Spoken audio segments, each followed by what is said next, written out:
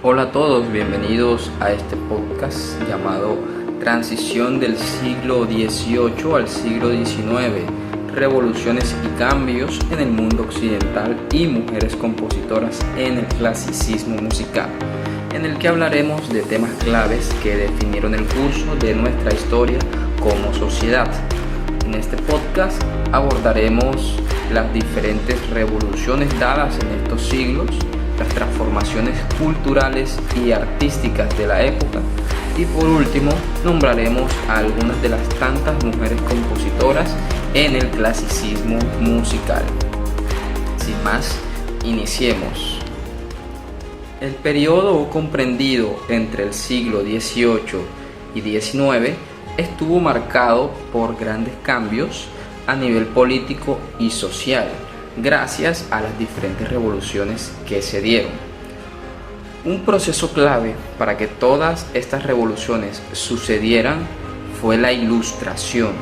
Sin este movimiento cultural y filosófico de pensar, de usar la razón y la ciencia y la libertad individual, muchas revoluciones no se hubiesen gestado. La Ilustración, o también llamada el siglo de las luces, es el periodo entre 1685 y 1815, en el que a través del uso de la razón se pone al hombre como el centro y se desplaza a Dios o lo divino. Por lo tanto, se cuestiona todo, se cuestiona el poder, la iglesia, la naturaleza y el funcionamiento mismo del mundo. Con la Ilustración también se realizan muchos avances científicos y tecnológicos. Muy bien, guiados por la idea de la lucha de la libertad y la justicia, es que se dan varias revoluciones, entre ellas la Revolución de Estados Unidos. Este no va a ser un evento aislado, porque esta revolución ocurrida entre 1775 y 1783 inspiraría a los franceses a luchar por sus derechos y libertades. Recordemos que varios franceses estuvieron luchando en esa revolución de Estados Unidos. Por lo tanto, muchos al regresar a su país van a incentivar su propia lucha. Esto entonces nos va a llevar a la Revolución Francesa, ese periodo comprendido entre 1789 y 1799. Es en ese momento, en la Revolución Francesa, donde se establecen los primeros esbozos de lo que luego va a ser los derechos humanos y también se incentiva la participación ciudadana en asuntos políticos, es decir, se sientan las bases del liberalismo, tanto político como el económico y filosófico, bajo la premisa de libertad, igualdad y fraternidad. Otro proceso importante en este periodo es la Revolución Industrial, iniciada hacia 1760.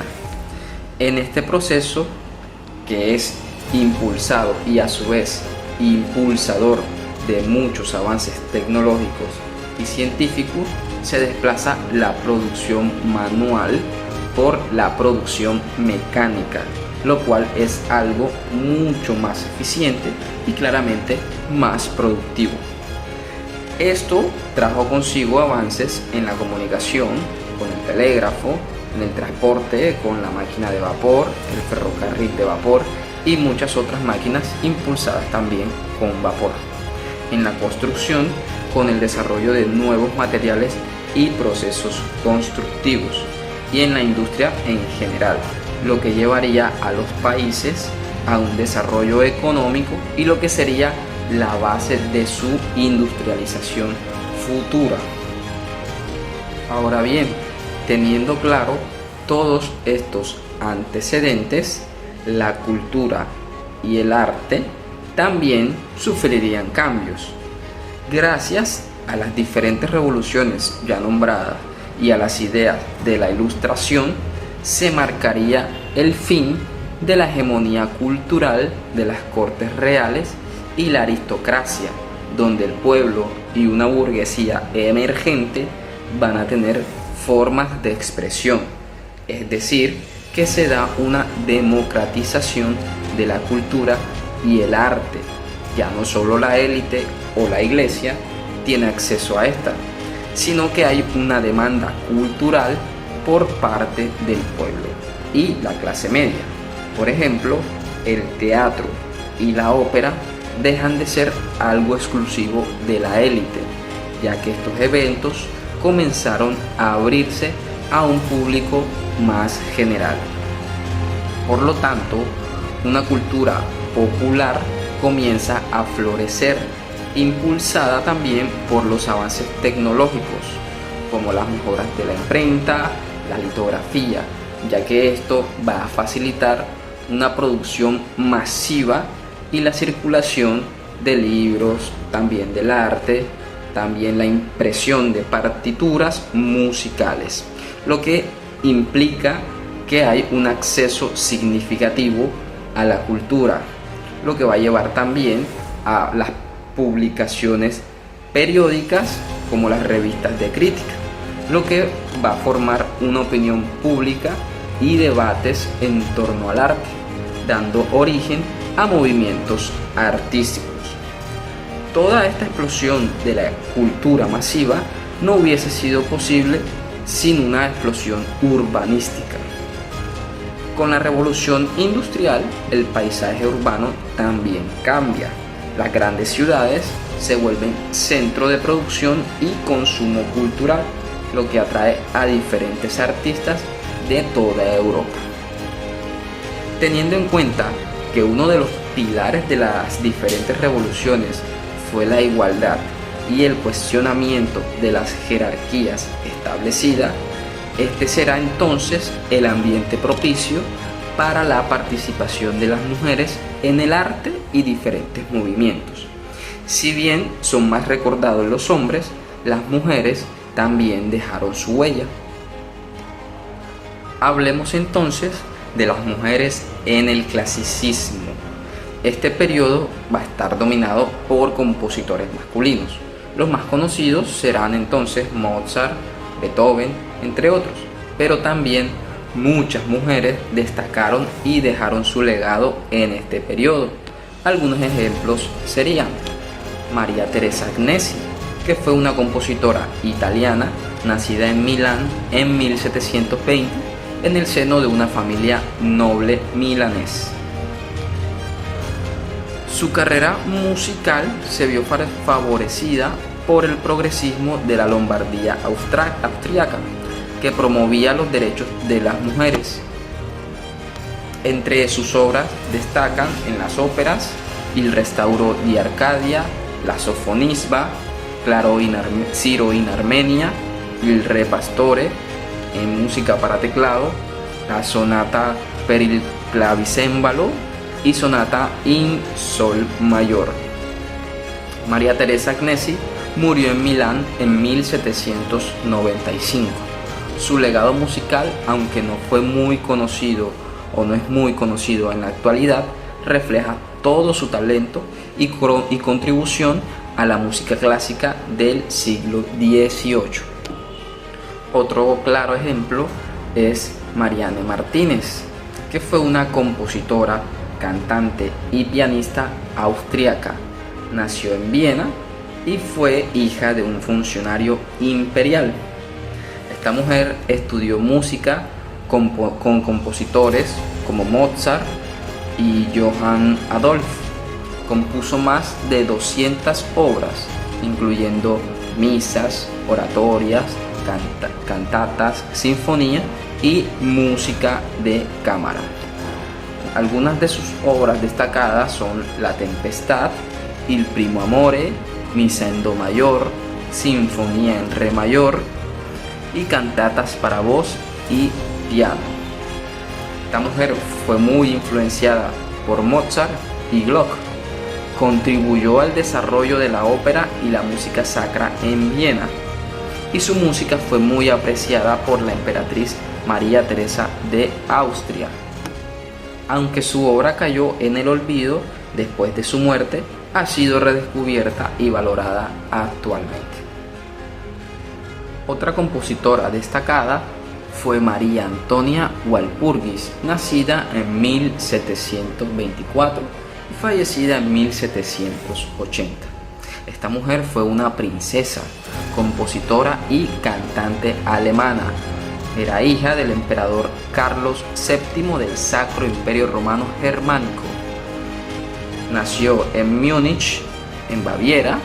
Estudió música con grandes compositores varones como fue Giovanni Battista Ferrandini, y compuso también muchas obras entre ópera, música sacra, sinfonías y música de cámara. Algunas de sus obras destacadas está L'Estri, Il Trionfo de la Fadelta, La Pastorela al Soglio, Sinfonía en Re mayor y Misa en Do mayor. Las características de la música de Walpurgis, que tiene una estructura clásica, sus melodías son expresivas y presenta armonías innovadoras, como también el uso del contrapunto. Hay que destacar que Walpurgis fue una de las primeras mujeres compositoras en ganar reconocimiento internacional, y su contribución al clasicismo es muy grande, ya que enriqueció todo este periodo clásico con su elegancia y expresión. Otra mujer compositora del clasicismo musical fue Corona Schröter. Fue una cantante, compositora y actriz alemana, nacida en Guben, Brandenburgo, en Alemania. Corona fue hija de Johann Friedrich Schröter, un compositor y músico de corte. Estudió música con su padre y también con Gluck. De la misma forma, también compuso muchas arias y música de cámara. Algunas de sus obras destacadas son canciones para piano y voz, en arias para óperas, música de cámara en tríos y cuartetos, óperas y Der Alfenirte. Nuestra última mujer compositora es María Anna Walpurga Ignatia Mozart, o mejor conocida como Nanner Mozart, que fue una pianista, compositora y, claro, hermana mayor de Wolfgang Amadeus Mozart. Nanner nació en Salzburgo, Austria. Fue hija de Leopold Mozart, un compositor y músico también de corte. Estudió música junto con su padre y su hermano Wolfgang. Fue pianista y compositora de la corte de Salzburgo y acompañó a su hermano en muchas giras musicales por toda Europa. Algunas de las obras destacadas de esta mujer son piezas para piano, arias para ópera, música de cámara también para tríos y cuartetos. Esos serían, solo por nombrar algunos ejemplos de las tantas mujeres que enriquecieron este periodo musical. En conclusión, la transición del siglo XVIII al siglo XIX fue un periodo de transformación radical en el mundo occidental. Las revoluciones políticas, sociales y filosóficas no solo cuestionaron y redefinieron las estructuras sociales y de poder que ya estaban definidas, sino que también facilitaron el surgimiento de nuevas ideas sobre la libertad y la igualdad. En medio de estos cambios, las mujeres compositoras comenzaron a abrirse camino, desafiando las normas de género y dejando un legado que todavía hoy resuena en la música. Este episodio nos recuerda que aunque estemos enfrentando enormes obstáculos, las mujeres como Nanner, Martínez y Walpurgis contribuyeron de manera significativa a la historia musical, y su lucha por el reconocimiento sigue siendo relevante. Gracias a todos por acompañarme en este viaje a través de la historia. Nos veremos en una próxima ocasión.